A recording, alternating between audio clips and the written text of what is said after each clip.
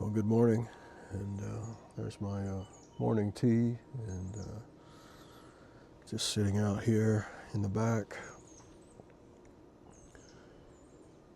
just thinking about Lent, and this being the first day of Lent, and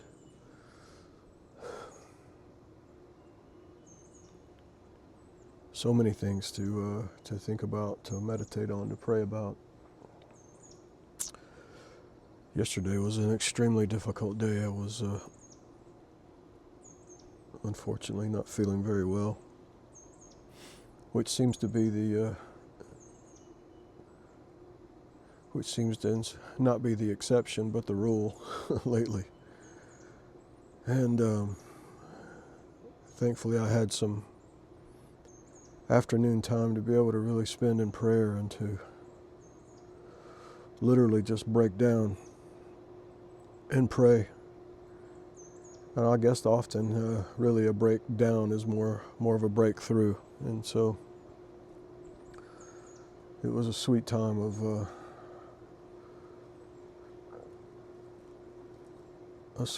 really of losing myself and into Christ and praying for the help of the Father and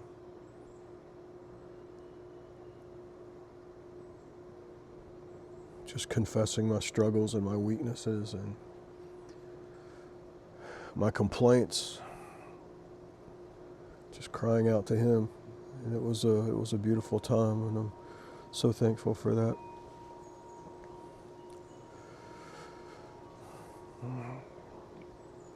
This is the crucifix that I got at the Shrine of the Most Blessed Sacrament, and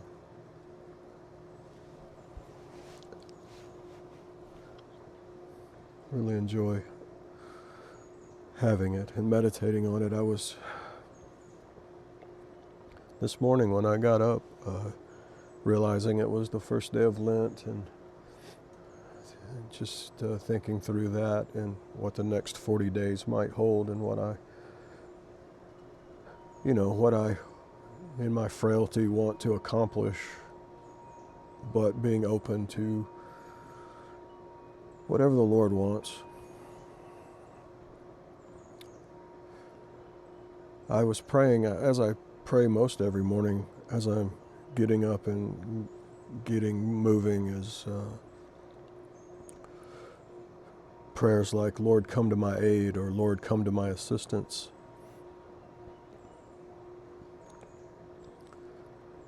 And it really gives the mental picture of the Lord being far off.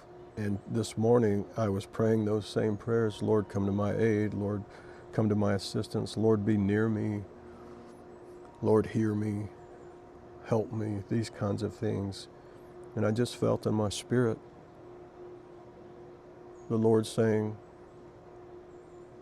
don't pray that right now. I am here. I am with you. Pray more in the affirmative that the Lord is taking care of me. The Lord is my strength. He is my rock. He is my shield. He is here. He is present. He is working on my behalf. He loves me. He cares for me. It's this present positive kind of mindset. Not, Lord, are you afar off, but Lord, come to my aid. No, the Lord is here. He is my aid. He is helping me. And I was just really, really profoundly moved by that, actually. And just began to kind of rehearse that. And it really, I was thinking about something that was said years and years ago when I was thinking about converting to Catholicism. This has been, Lord, 15, maybe almost 20 years. But I remember that old, the old CD, DVD series that Bishop Barron put out on Catholicism, and I remember him showing a picture of the altarpiece that I think his name's Matthias Gruwald did with Christ. It's a real kind of a grotesque piece with Christ on the cross and Mary and John at the foot of the cross, and it's a really captivating piece. It's one of my favorites. And just the idea that this is love, like Christ on the cross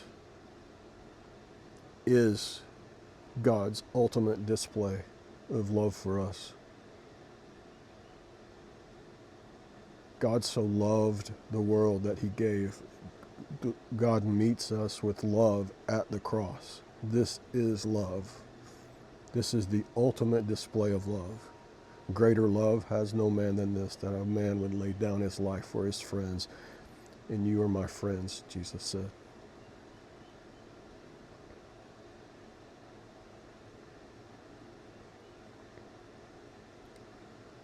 So I was thinking about that and how that the love has already been demonstrated. The love is already, even though it's past tense, it is present. It is present in the cross. It is present in Christ. And this even came through in the readings, that this morning's Psalter readings. It was just a good reminder. I love Psalm 90, Psalm 91, 92. I have a friend who always talks about Psalm 91 being his favorite psalm. And the idea that, Lord, you have been our refuge from one generation to another. Before the mountains were brought forth, or the earth, or the worlds were made, you are God from everlasting, the world without end. And then, whoever dwells in the defense of the Most High shall abide under the shadow of the Almighty. I will say to the Lord, you are my refuge and my stronghold, my God in whom I trust. For he shall deliver you from the snare of the hunter and from the deadly pestilence. He shall defend you, or he shall defend you under his wings. And you shall be safe under his feathers. His faithfulness and truth shall be your shield and your buckler. You shall not be afraid of any terror by night, or the arrows that fly by day, or the pestilence that walks in darkness, nor the sickness that destroys at noonday. It's just all this present positive ideas of that the Lord is currently our help. The Lord is currently with us. The Lord is guiding us.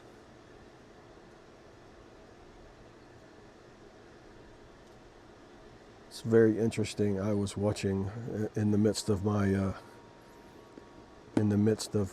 mental turmoil and physical turmoil yesterday, and as I was having my breakthrough,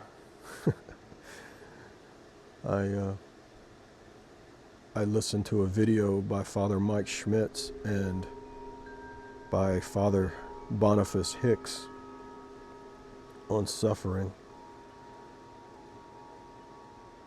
And Father Schmitz says, Father Mike's like, what does the Father say to us when we are going through these sufferings, these difficulties that seem like they're never going to end, that seem like there's never going to be an answer?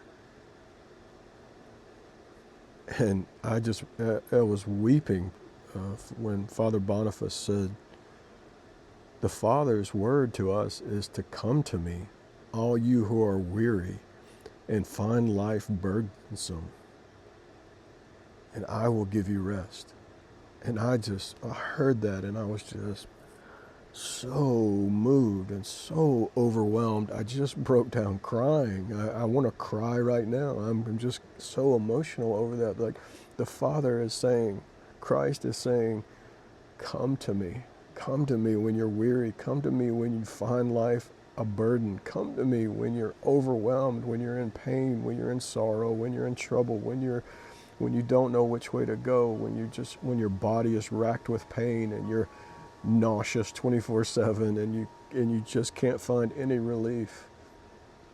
When you're struggling with your addictions, when you're struggling with your mental anguish, when it's not just physical pain, when it becomes mental pain and psychological pain, when it becomes more than you can carry, come to me. Come to me, all you who are weary and find life burdensome, and I will give you rest.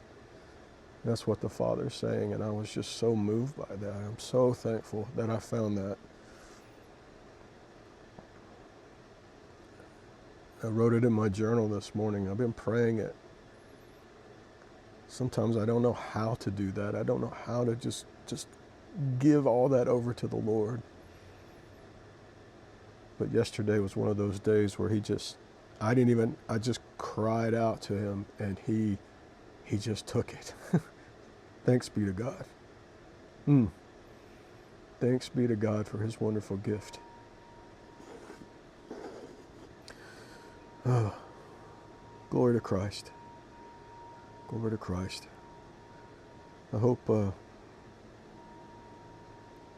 you find this Lenten season, I hope you find it helpful and challenging, and I hope it does everything it needs to do in your life. Got some things I'll share later that I want to hopefully accomplish this Lent, and things I'm praying about, but so come to Jesus. Even as a sinner, we come to the cross, just like we'll get ashes today.